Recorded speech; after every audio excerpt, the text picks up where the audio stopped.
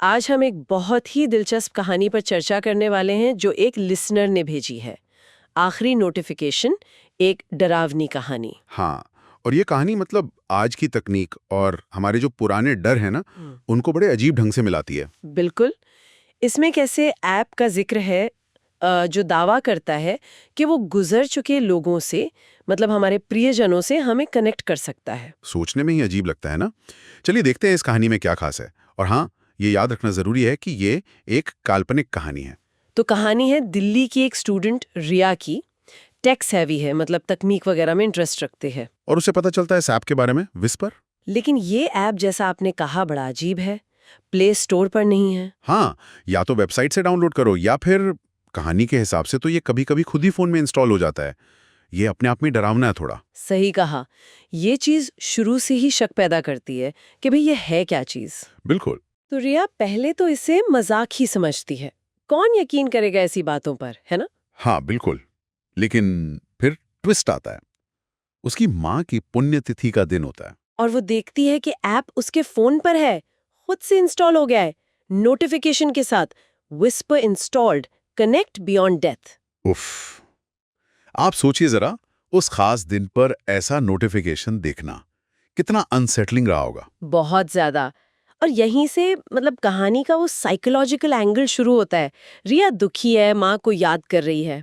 और वो हिचकिचाते हुए ऐप खोलती है, ये जानते हुए भी कि ये कितना अजीब है। और पहला मैसेज भेजती है, माँ आप बहुत याद आती हो। और फिर जो जवाब आता है वो रोंगटे खड़े कर देता है।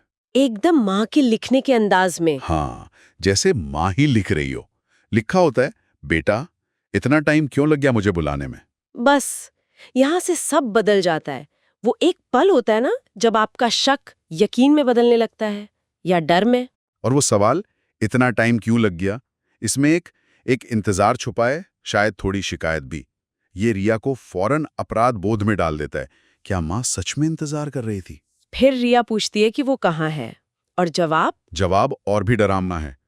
बहुत ठंडा है, अंधेरा है, लेकिन मैं पास हूं, जरा पीछे देखो। और ठीक तभी फोन पर मिरर मोड एक्टिवेट करने का नोटिफिकेशन आता है। ये मिरर मोड वाली बात, ये कमाल की चीज है कहानी में। डिजिटल और असल दुनिया जैसे मिलने लगते हैं। हाँ, वो लाइन ब्लर हो जाती है।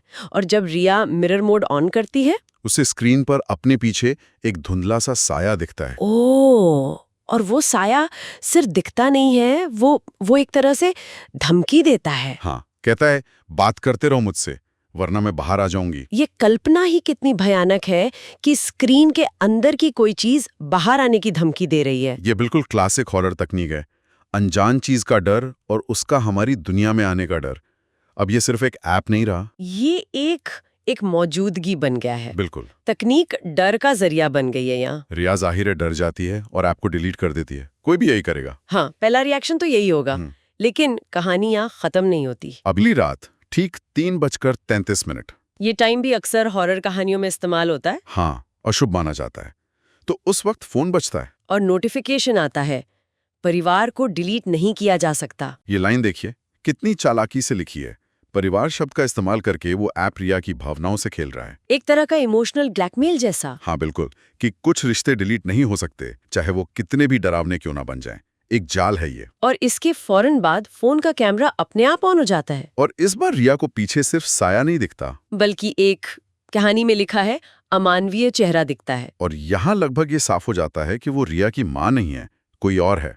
माँ का भेष धरे। हाँ, ये डर को और बढ़ा देता है कि आखिर वो है कौन। बिल्कुल, परिचित चीज का अचानक अपरिचित और खतरनाक बन जाना, ये हॉरर का एक जाना माना तरीका है। इसके बाद रिया की हालत बिगड़ती जाती है। वो लोगों से मिलना जुलना बंद कर देती है। हर वक्त फोन से चिपकी रहती है, जैसे वो उस ऐप या उस चीज के वश में आ गई हो। और ये कहानी सिर्फ रिया तक नहीं रहती। नहीं, कहानी बताती है कि ऐप फैलने लगता है दूसरे यूजर्स तक, और लोग गायब होने लगते हैं। तो ये एक पर्सनल हॉरर से बढ़कर एक डिजिटल महामारी जैसा बन जाता है। हाँ, जैसे कोई वायरस हो या कोई श्राप जो डिजिटल माध्यम से फैल रहा है। कहानी के अंत में पुलिस को रिया का फोन मिलता है, जब्त किया हुआ। और उस पर जो आखिरी नोटिफिकेशन मिलता है वो सीधे पढ़ने वाले के लिए है। अब तुम्हारी बारी है, किसे याद करोगे? ये सवाल ये कहानी को पढ़ने वाले पे लाके छोड़ देता है। हाँ, ये अंत बहुत असरदार है, पाठक को कहानी में खींच लेता है।